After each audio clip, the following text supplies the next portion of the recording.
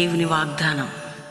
ఈ ఉదయకాల సమయంలో ఈ దినం దేవుని వాగ్దానం అనే చక్కటి ఆత్మీయ కార్యక్రమానికి ప్రేమతో ఆహ్వానిస్తూ బాగున్నారా? పొద్దున్న లేచారా? ఉదయకాల ప్రార్థనలు, ఆరాధనలు మీరు దేవుని సందులో గడపడానికి దేవుడిచ్చే చక్కటి అవకాశం మనకి ఇస్తున్న ఈ చక్కటి వాగ్దానాలు, ప్రార్థనలు చాలా అవసరం.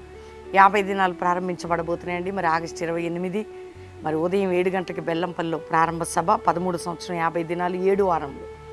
అక్టోబర్ 16 ముగింపు సభ. మీరు అందరు కుటుంబాలుగా ఈ 50 దినాలు మాత్రం శక్తి కలిగిన ప్రార్థనలు మనం చేస్తాం. 24 గంటలు దేవుని శక్తిని, ప్రార్థనా స్థలం, దేవునితో గడిపే అద్భుతమైన అవకాశం మిస్ చేసుకోకండి. ఎంతమంది బిడ్డలు రక్షణ లేని వారు, యేసు రక్షకుడు నీకోసం ప్రాణం పెట్టాడు. ప్రాణం పెట్టిన వాడిని నమ్ముకో.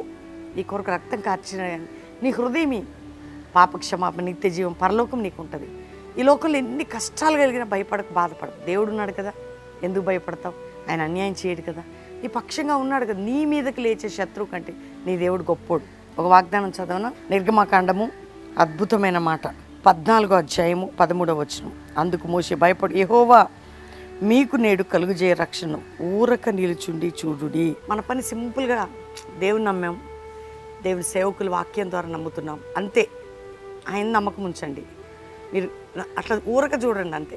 నువ్వు అలా చూస్తూ ఉండు, ఏం జరగబోతుందో దేవుడు చేయబోతున్నాడు నీ లైఫ్లో, నీ కుటుంబంలో, నీ జీవితంలో, నీ సేవలో, నీ సంఘం, నీ పరిస్థితులు అన్నిటిలో కూడా దేవుడు చూస్తాడు నిన్ను. భయపడొద్దు. దేవుడు ఏమంటాడు? భయపడొద్దు. మీరు ఊరక, మీరు కామ్గా ఉండండి, నేను కార్యం చేస్తా. మోషే అంటున్నాడు, మీరు ఊరక ఉండండి, దేవుడు కార్యం చేస్తాడు.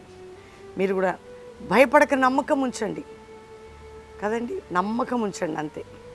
మీరు కేవలం భయపడక నమ్మండి, నేను అద్భుతం చేస్తాను. ఈరోజు వాగ్దానం, భయపడక నమ్మండి, నేను అద్భుతం చేస్తాను. ఈరోజు ఈ వాగ్దానాన్ని పట్టుకొని ప్రార్థన చేయను.